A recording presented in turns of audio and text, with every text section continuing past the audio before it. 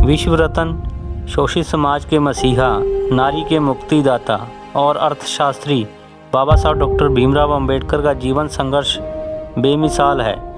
जिस तरह से उनके द्वारा दिए गए विचार लोगों के जीवन को प्रभावित करते हैं, उसी तरह उनसे जुड़े स्मारकों से अंबेडकरवादियों का गहरा जुड़ाव है। आइए आज हम आपको उन महत्वपूर्ण स्थानों की यात्रा करवाते हैं जो कि बाबा साहब के जीवन से जुड़े हुए हैं। सबसे पहले बात करते हैं मध्य प्रदेश के महू की। यह स्थान सिर्फ भारत ही नहीं बल्कि दुनिया भर के लोगों के आकर्षण का केंद्र है। यहाँ 14 अप्रैल 1891 में महानायक बाबा साहब डॉक्टर भीमराव अंबेडकर का जन्म हुआ था। इंदौर जिले के अंतर्गत महू ब्रिटिश काल के समय से ही एक सैन्य छावनी रहा है। बाबा साहब डॉक्टर अंबेडकर के पिता रामजी सकपाल ब्रिटिश सेना में काम करते थे और महू छावनी में रहते थे। बाबा साहब अंबेडकर की याद में यहाँ स्मारक बनाया गया है। यह करीब 4.52 एकड़ ज़मीन पर बना हुआ है। इस स्मारक का उद्घाटन डॉक्टर अंबेडकर की 100वीं जयंती पर 14 अप्रैल 1991 में हुआ था। यह मुंबई आगरा रोड पर स्थित है। हर साल बड़ी गिनती में लोग बाबा साहब की इस जन्मस्थली पर नमन करने आते हैं। आइए अब हम चलते हैं दीक्षा भूमि की ओर। महाराष्ट्र के नागपुर शहर में दीक्षा भूमि बाबा साहब डॉक्टर अंबेडकर के जीवन से जुड़ा खास स्थान है।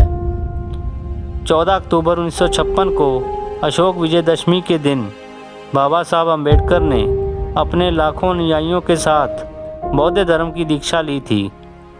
बौद्ध धर्म जो कि भारत से लगभग लुप्त हो गया था, उसे पुनर्जीवित करने का श्रेय बाबा साहब अंबेडकर को जाता है। हर साल अशोक विजयदशमी पर यहाँ बड़ा समारोह होता है। एक रिपोर्ट के मुताबिक यहाँ हर साल देश विदेश से 25 लाख से अधिक अंबेडकरवादी और बौद्ध अनुयायी आते हैं। अब हम बात करते हैं चैत्य भूमि की। 6 दिसंबर 1956 को बाबा साहब डॉक्टर अंबेडकर का दिल्ली के 26 अलीपुर रोड स्थित आवास में परिनिर्वाण हो गया था। उनके पार्थिव शरीर को यहाँ से मुंबई के दादर स्थित चैत्य भूमि पर लाया गया था। समुद्र तट के नज़दीक इस जगह पर बाबा साहब का अंतिम संस्कार किया गया था।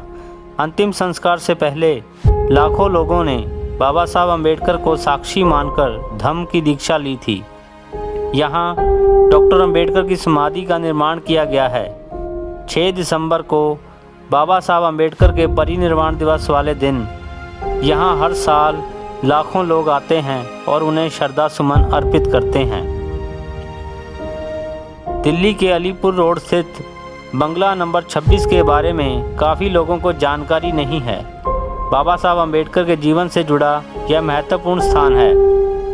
1951 में डॉक्टर अंबेडकर ने जब केंद्रीय मंत्रिमंडल से इस्तीफा दिया था, उसके बाद वह इसी स्थान पर रहे थे।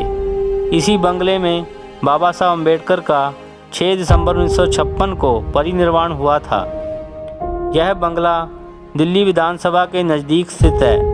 साल 2016 में इस भवन को गिराकर यहाँ स्मारक बनाने का काम शुरू किया गया। इस नई इमारत को पुस्तक का आकार दिया गया। यहाँ एक प्रदर्शनी स्थल, बुद्ध और बाबा साहब अंबेडकर की प्रतिमाएं स्थापित हैं। इसके प्रवेश द्वार पर 11 मीटर ऊंचा अशोक स्तंभ है। यह स्मारक सिविल लाइन मेट्रो स्टेशन के नज़दीक पड़ता है। महाराष्ट्र के मुंबई में बाबा साहब डॉक्टर अंबेडकर के घर को राजगृह के नाम से जाना जाता है। इस 3 मंजिला इमारत के ग्राउंड फ्लोर को डॉक्टर अंबेडकर के स्मारक के रूप में तब्दील कर दिया गया है।